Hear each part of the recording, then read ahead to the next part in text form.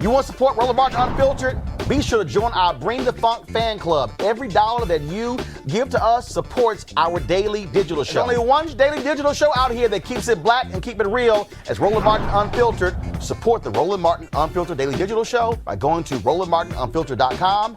You can make this possible. One that we have been focused on for several years, not only on my TV One show, but on Roland Martin Unfiltered, and that is the lawsuit that HBCUs, or advocates of them, filed against the state of Maryland when it came to duplication of programs. A federal judge pretty much said, Maryland, y'all screwed these HBCUs.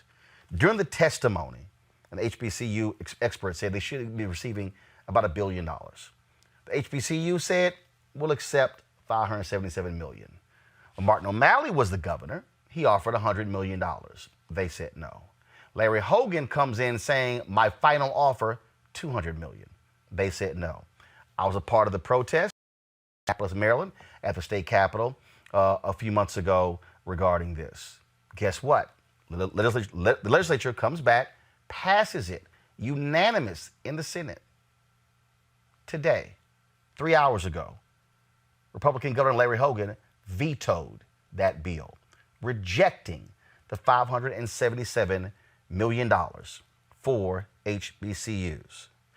Due to the current challenges, Hogan said it would be irresponsible to permit a bill like this that requires an increase in spending to become law. Now, mind you, so let me just take y'all back. What happened in the 70s was that the HBCUs, being ingenious, came up with specific educational programs that would be attractive to students, black, white, or regardless. Well, what happened? The white students wanted to major in these things, so they went to the HBCUs. There was a dramatic increase in non-black enrollment at the HBCUs.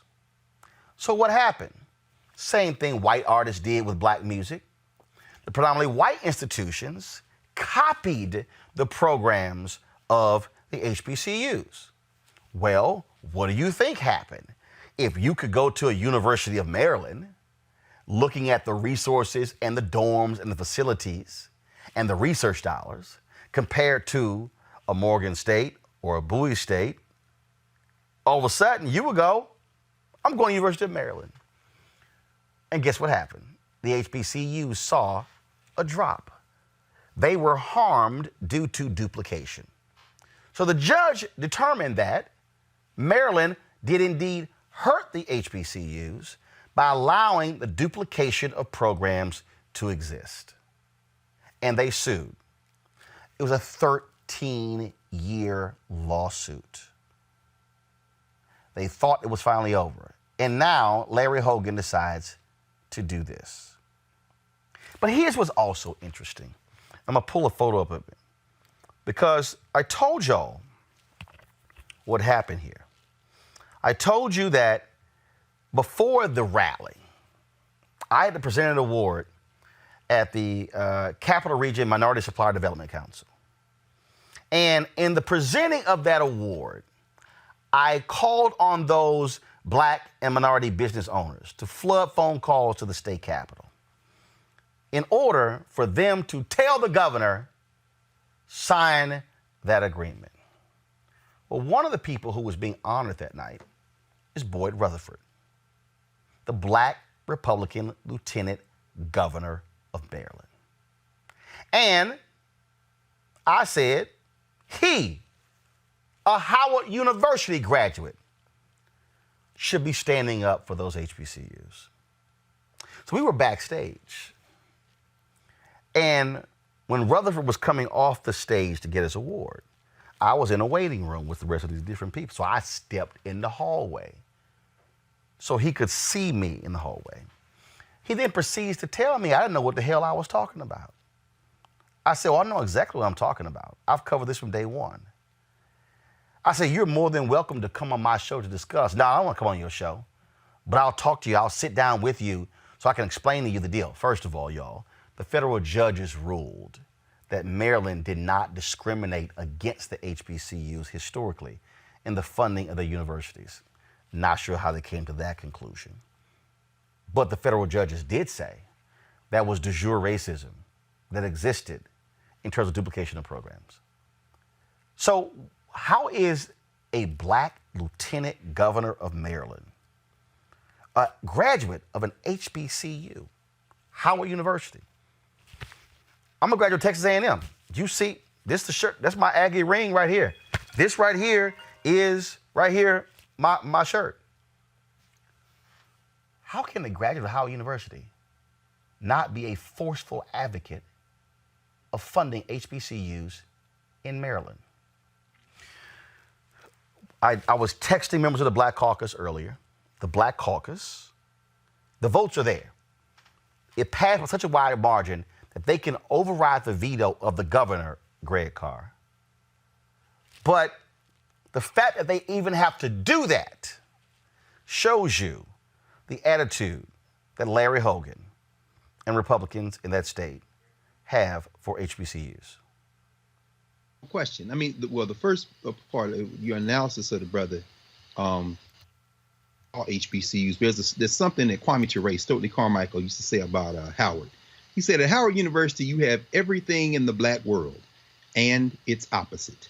Meaning that when people say the black community is not a monolith, like there's some kind of revelation, human beings are not a monolith. And there's always going to be a Negro ready to hold the coat of a white man doing dirty. And so that's what we're seeing in Maryland right now. But Larry Hogan didn't just veto that bill. He vetoed the Kerwin bill, which followed in the wake of the Kerwin Commission, which took up from the Alvin Thornton Commission of years ago, educational equity in Maryland. He vetoed a bill to put checks on long rifle purchases. He even vetoed a bill to increase funding to fight crime in Baltimore. So Larry Hogan was busy today with his little veto pen. But this is one reason I suspect it was unanimous. It passed the Senate unanimously. Those Republicans in the Senate knew that Hogan was going to veto this bill. What will be interesting now, forget the lieutenant governor. I mean, he's already chosen to be a footnote in history, Howard notwithstanding. The question will be whether or not, when returned to the legislature, whether you'll see that same type of support to override the veto. Because what I suspect, finally, as I said, is that those Republicans in both chambers knew what was coming down the pike. So to be on the right side of history as a gesture, they made it unanimous, realizing that Hogan was going to try to stop it at this point anyway. Again, it was unanimous in the Senate and in the House. Most GOP members, Reese, did vote for it. And I'm trying to pull up the actual number. And so the numbers are there. Now the question is whether or not you're going to see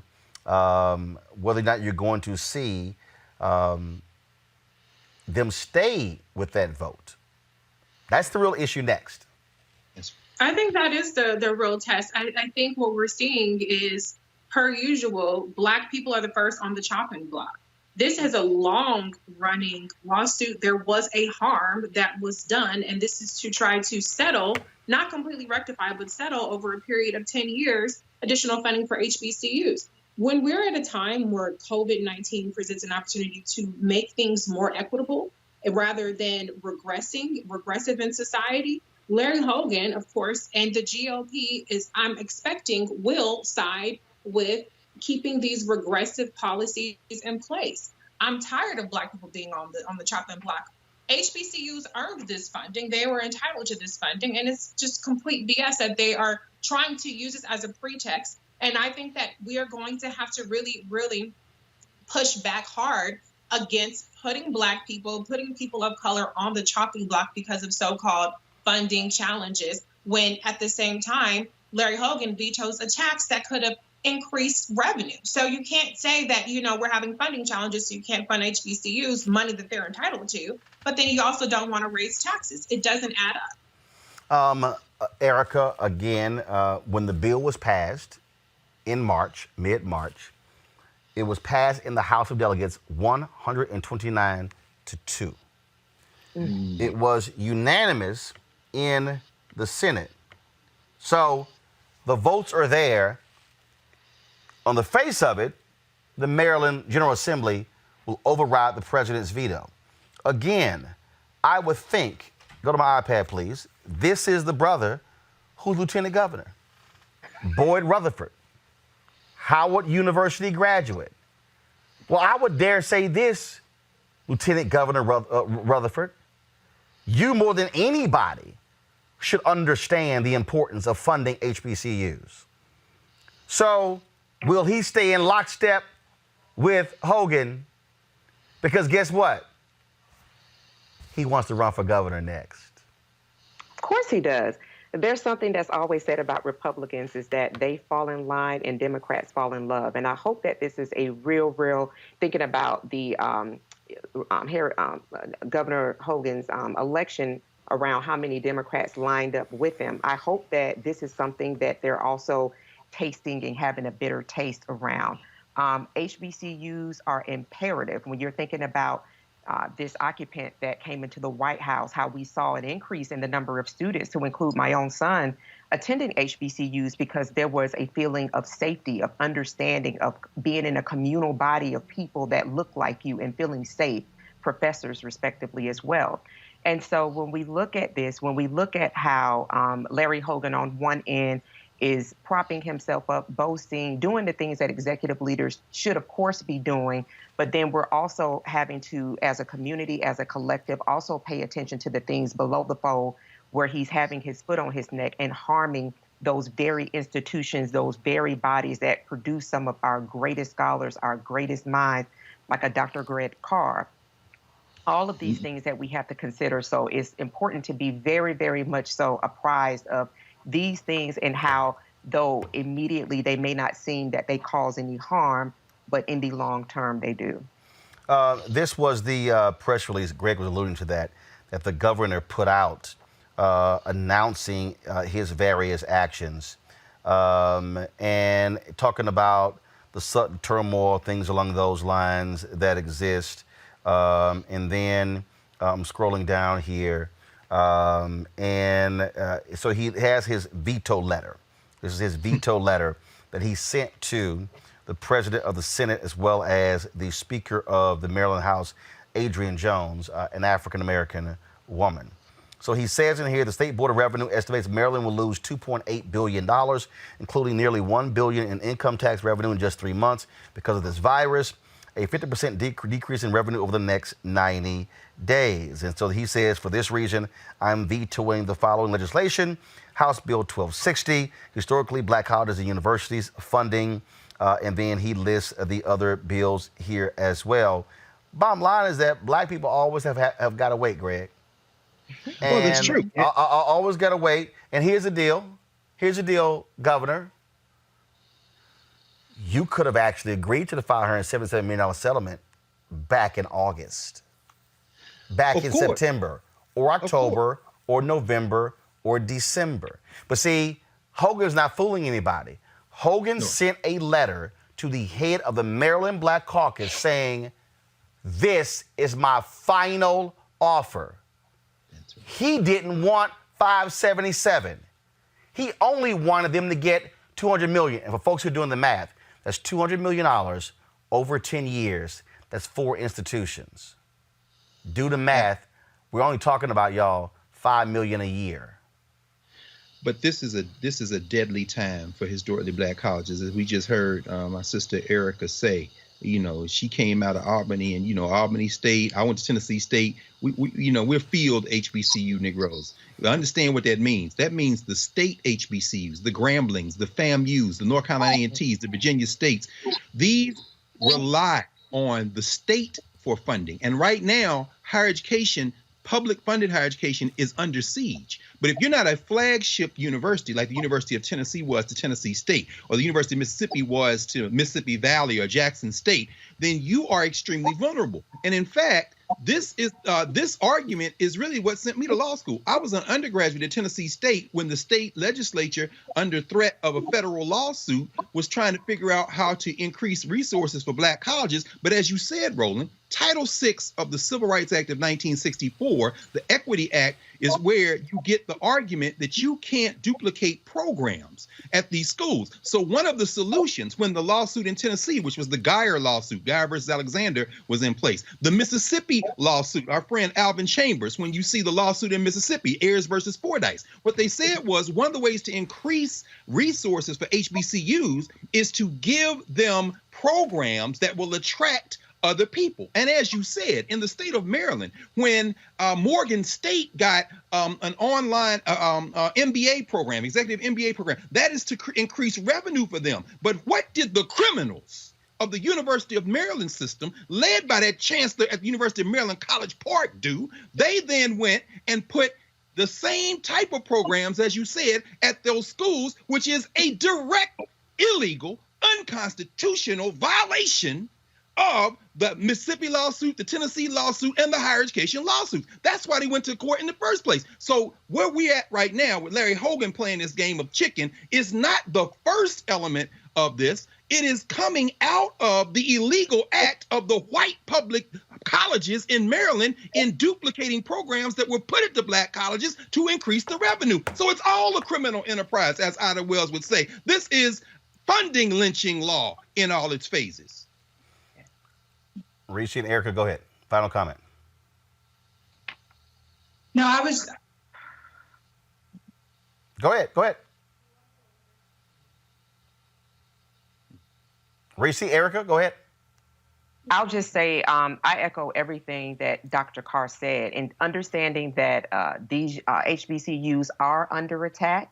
That really what we're seeing is that someone who does not have any care for Black life, for Black educated life, that he could really care less of outcomes, and seeing that all skin folks aren't kin folks is that just much more. And I just really go back to folks paying attention to who's on the ballot and understanding who has your best interest.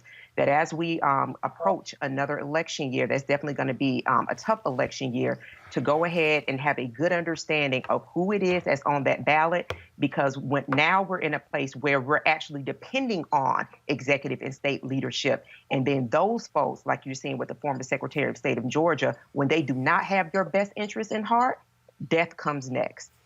Reese, go ahead. Yeah, no, I totally agree with Erica. The stakes are so much higher coming November. We have to make sure that the people that get into office are people that are going to value HBCUs, value Black lives, and that are not going to put us on the chopping block, because we know we're always the first ones to go whenever they have these austerity measures, whenever they want to cut back on something. Black people and Latino people are the first place they look. Again, what I want to know, here we go to my iPad. I want to know, when is this brother going to say something? When is Lieutenant Governor Boyd Rutherford, the #2 official in the state of Maryland, a Black man, a graduate of Howard University, how are you not going to stand with the HBCUs? So you're picking party over HBCUs. That's exactly what you're doing. And I say, Boyd Rutherford, no, I'll leave his photo up. I say, Boyd Rutherford, have the guts to stand with HBCUs versus the governor, Larry Hogan. Be your own man. That's what you were trained to do at Howard University. Don't put party before the interest of Towson, University of Maryland, Eastern Shore, Bowie State, as well as Morgan State. Bottom line is, these universities were doing the right thing. They got screwed by white officials in Maryland with duplication. And so it would be nice to hear you something. And I was on your Twitter feed, Lieutenant Governor Boyd Rutherford, and you had a lot to say about the National Day of Prayer. Well, I guess we should pray you say something about HBCUs. I'm not going to hold my breath. every single night. We've got some of the top black experts. You're not going to see them on cable news or broadcast news because you swear black people aren't experts when it comes to this health crisis. That's why we have this show and why we do what we do every day on Roland Martin Unfiltered. Joining us right now is retired General Russell Honoré, the nation's first black Surgeon General, Dr. Joycelyn Elders. John Hope Bryant, he's the founder of Operation Hope. Senator Kamala Harris of California, Dr. Cedrina Calder, retired General Lloyd Austin, Congresswoman Karen Bass, Commissioner Omari Hardick, Bureau President in Brooklyn, Eric Adams, Dr. Joseph Graves, America's Wealth Coach, Deborah Owens, Dr. Corey Abear, Patel Salt, Howard University student, Pastor Jamal Bryant, Dr. Christy McDowell, Benja Ajilore, senior economist at the Center for American Progress, Gilda Daniels, again, author of the book, The Crisis of Voter Suppression in America. 4 stars, General Kip Ward. Dr. Oliver Brooks is president of the National Medical Association, president of the American Medical Association, Dr. Patrice Harris. Joby Benjamin, Dr. Alexia Gaffney, infectious disease specialist, Dr. Georges Benjamin, executive director of the American Public Health Association, Malcolm Nance, family medicine physician, Dr. Jen Cardle, Dr. Tashaka Cunningham, a molecular biologist, Kat Stafford. She's a national race and ethnicity reporter for the Associated Press. Dr. Wayne A.I. Frederick, who is the president of Howard University, Congresswoman Yvette Clarke from the state of New York, William Spriggs, AFL-CIO economist, Andrea James, executive director of the National Council for Incarcerated and Formerly Incarcerated Women and Girls. All right, let's go to Capitol Hill. Congressman Gregory Meeks, Congresswoman Eddie Bernice Johnson of Texas, Congresswoman Barbara Lee, Minnesota Senator Amy Klobuchar, mental health clinician Jamie Singletary, Prince George's County State's Attorney Aisha Braveboy, as well as